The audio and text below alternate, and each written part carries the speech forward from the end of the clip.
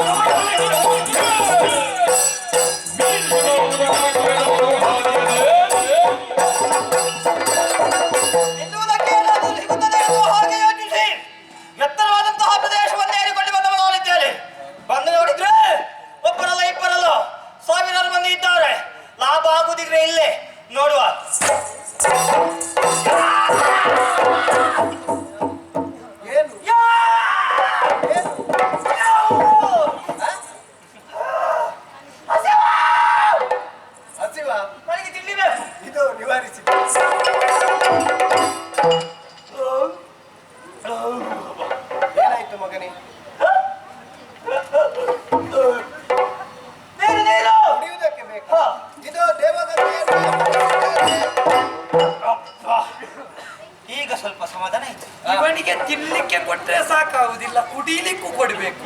ನನಗೆ ತಿನ್ನುವಂಥದ್ದು ಏನೂ ಸಿಗ್ಲಿಲ್ಲ. ಅಯ್ಯೋ, ಹಸಿವಾದ ದೂರ ಮಾಡಿದೆ, ಬಾಯಾರಿಕೆ ನಿವಾರಿಸಿದೆ. ಹಾಗಾದರೆ ನನಗೂ ಇದಕ್ಕೂ ಸಂಬಂಧವಿದೆಯೇ? ನಾನು ತಂದೆ, ನೀನು ಮಗ. ಹೇಗೆ? ನಾನು ತಂದೆ, ನೀನು ಮಗ. ನಾನು ತಂದೆ, ನೀನು ಮಗ. ಹಾಗಲ್ಲ, ಮತ್ತೆ ನೀನು ಮಗ, ನಾನು ತಂದೆ. ಮತ್ತೆ ನಾನೆಂತದ್ದು ಹೇಳಿ? ನಾನು ಅದನ್ನೇ ಹೇಳಿದೆ. ನೀನು ಮಗ, ನಾನು ತಂದೆ. ಬರೇ ತಿನ್ಲಿಕ್ಕೆ ಕೊಡ್ತಿದ್ರೆ ಸಮಸ್ಯೆ ಆಗುತ್ತಾ ಇರ್ಲಿಲ್ಲ, ಕುಡಿಲಿಕ್ಕೆ ಕೊಟ್ಟದ್ದರಿಂದ ಹೀಗೆ ಮಾತಾಡು. ಇವನಿಗೆ ಚಿಂತೆ ಆಗುದು, ಇವನಿಗೆ ಮಾತ್ರ ಸಿಕ್ಕಿದ, ಅವನಿಗೆ ಏನು ಸಿಗ್ಲಿಲ್ಲ ಅಂತ ಸಮಸ್ಯೆ ಇದ್ದವ. ಮಗನೇ, ಜ್ಞಾನದ ಕೊರತೆ ನಿನಗೆ ಬಾಧಿಸುತ್ತಾವ. ಹಾಗಾಗಿ ಇದು ಭಕ್ತಿ ನಮಿಸುತ್ತಾ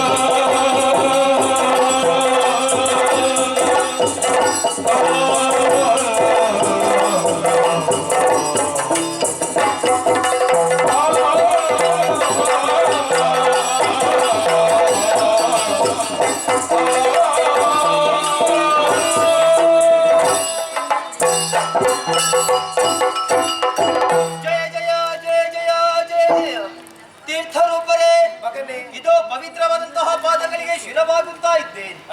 ಜ್ಞಾನ ಇಲ್ಲದಂತಹ ನನಗೆ ಇಲ್ಲ. ನಿಮ್ಮ ಕರ ಸ್ಪರ್ಶವಾದುವುದೇ ತಡ. ನಾನು ಯಾರು, ನೀವು ಯಾರು, ನನಗೂ ನಿಮಗೆ ಇರುವಂತಹ ಸಂಬಂಧ ಏನೆಂಬುದನ್ನು ಅರ್ಥ ಮಾಡಿಕೊಂಡೆ. ಧನ್ಯನಾದೆ, ಕೃತಾರ್ಥನಾದೆ. ತಂದೆಯವರೇ, ಮಗನೇ, ಆದರೆ ಒಂದುಂಟು. ಏನು? ಇಲ್ಲಿಯ ಈ ಪ್ರದೇಶವನ್ನು ಕಾಣುವಾಗ, ಇಲ್ಲಿಯ ಜನರನ್ನೆಲ್ಲ ನೋಡುವಾಗ ಹಲವಾರು ಜಿಜ್ಞಾಸೆಗಳೆಂಬುದು ಹುಟ್ಟಿಕೊಳ್ಳುತ್ತಾ ಇವೆ. ಆ ಜಿಜ್ಞಾಸೆಗಳಿಗೆ ಸರಿಯಾದಂತಹ ಉತ್ತರವನ್ನು ಕೊಡುವಿರ ತಂದೆ? ಖಂಡಿತವಾಗಿಯೂ ಕೇಳುವಂತಹ ಅವಕಾಶವಿದೆಯಲ್ವೇ? ಧನ್ಯೋಸ್ಮಿ. ಅಪ್ಪಯ್ಯ, ಇದೇನಪ್ಪಯ್ಯ ನಿಮ್ಮ ತಲೆಯಲ್ಲಿ ಹಕ್ಕಿ ಕೂಡು ಕಟ್ಟಿದ್ದು? ಅದು ಜಟೆ ಮಗನೇ. ಜಟೆ?